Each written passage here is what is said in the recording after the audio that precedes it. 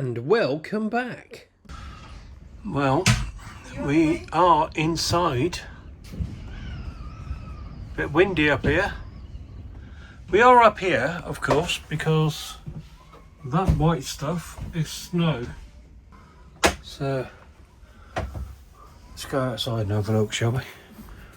You're wearing your coat. It's freezing. Right, you better take your keys because we don't want to get locked out here.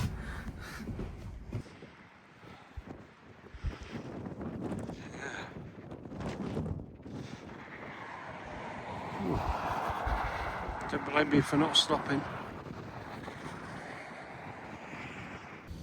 Our next site was Durango, and we arrived quite late on site, and they put us in a weird pitch right at the back, but it was still blue sky. The next day we decided to look around. The toilets and the facilities were okay, nothing special, but we did get a cab into town and we found this amazing American diner. For less than $30 we got a huge meal of omelette, and that, believe it or not, is a hash brown. See, I'm not going to say it's cold, but if you have a look at that car, oh, snow and on the roof. Yeah. They look like strange creatures. I wonder if that's privately owned though.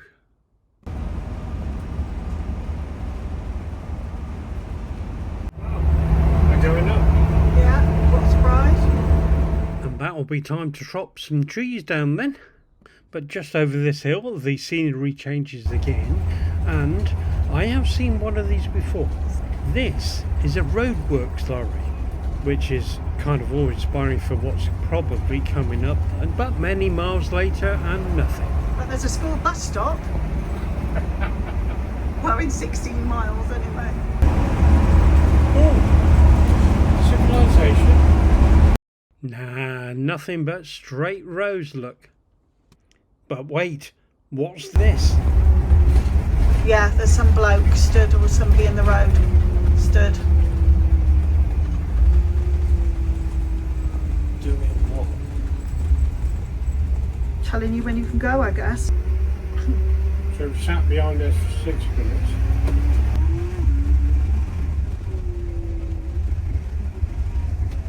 What a cool job, even though it's not cool.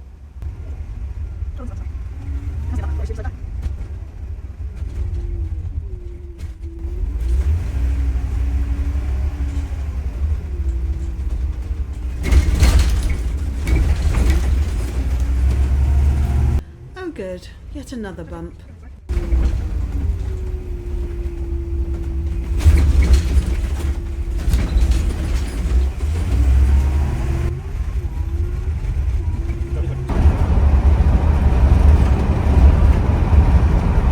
He's going real slow, Steve.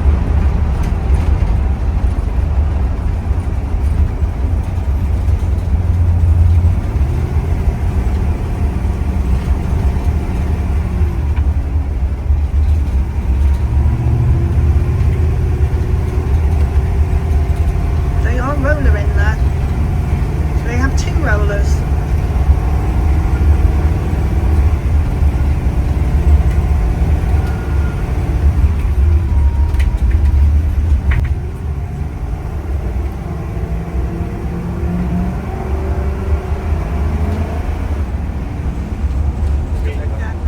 And so we're back to normal cruising, until I spy this chap wandering here. Just where's he going? Here we are, about 35 miles outside of Page, and yeah, the road has not improved.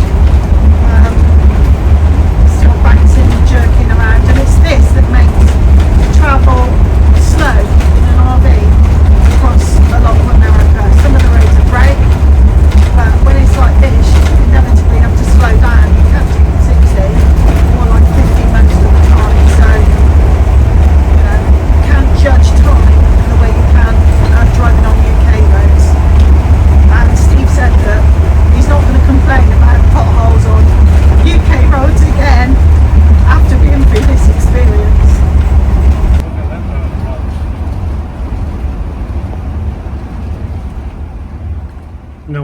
noticing the change in the rock formations here because we're changing colours. We're kind of going from a greyish, greenish colour into a more reddy colour, and also much more pronounced rocks. Are you off for the pushing? I'm not fucking surprised. Got a long way to go. And wearing flip-flops. Oh really? Yeah. Oh look, there's a motorhome over there. I wonder how we got over there. That must be local knowledge because I can't see any road there. Well, it must be. Okie dokie. See, by now we are a couple of weeks into this and I can see that there is a bridge coming up. But beyond that, what I don't see is any sign saying that there's a hotel down there selling beers and wines, which I'm not interested in really, but there's a cafe. And also, this has a sign saying what it is. It's the San Juan River. And then the scenery begins to resemble all those fantastic views you see on films. Absolutely brilliant. And before you know it, we're here. So we're stopping here for one night. Looks good so far. Now this site is in Monument Valley, which apparently is very famous. Has lots of red rocks and lots of history, and is very important to the Navajo people.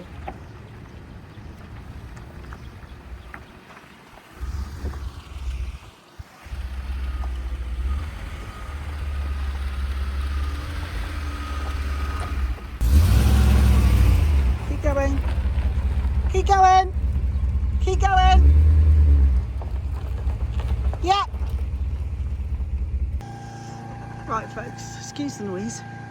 This is our tent campsite. There's our RV. This is called Monument Valley. And I'm going to take you on a 360 so you can see what we can see. This site is run by the Navajo Indians. And they have a shuttle bus that takes you to a grocery store and a restaurant, which we will be visiting shortly. Look at this.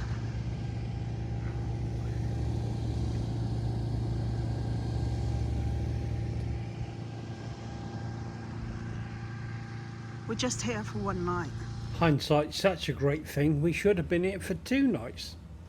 This is where the shuttle bus takes you. On the right hand side there is where the museum is. On the left in front of this truck is where the shop is. We're stood in front of a 2-story restaurant. If only we'd known, eh? Got it? That is such a clear moon.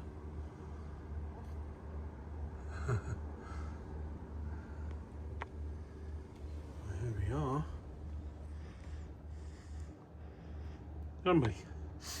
Yeah, we'll see if there's some stars later. And sure enough, there were. And so we had pitch number 26 there.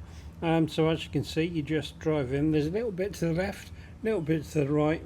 Not that big a location, but it certainly was worth a stop. And here we are on the road again to our next site. And look, we found or saw a really big solar park. We thought there'd be far more of these, but actually this is the first one we've seen. Yes, but before we get to our next site, we have to pull over and make a stop at the beginning of the Grand Canyon, because apparently there's a historic thing there to go and see. Well, we are over there. We get to go down here. Might so out to see that castle thing. Oh, say no more. There it is. Let's go and have a look.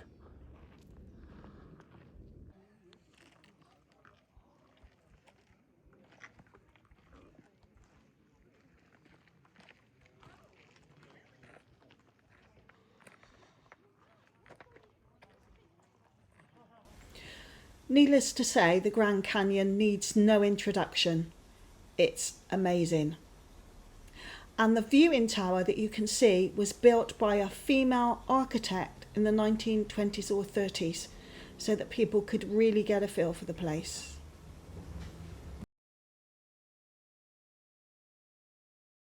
walls, which would have. And actually, if we go up, it goes up as well. Fantastic. And there's the floor below, and the floor below that. Shall we? Yeah.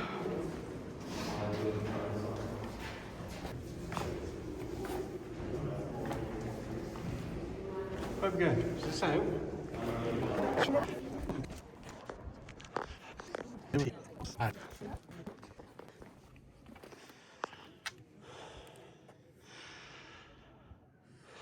Well, there's the river.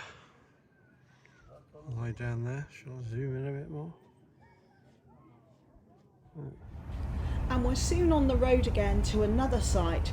Now this one, near a place called Page, is within a national park where you do need a pass. Now we had purchased a pass which covered the whole of the United States, which covered us for this area, but you can buy one just to go into the Lake Powell area.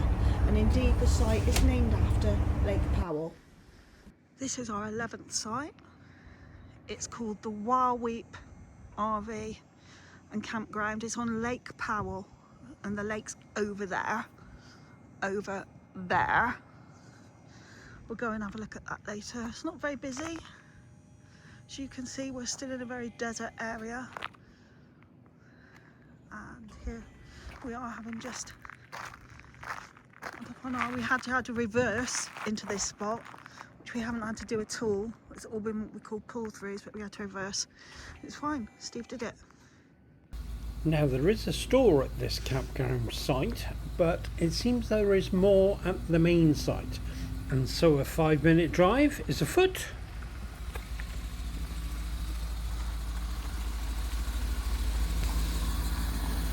Can we carry on to LA?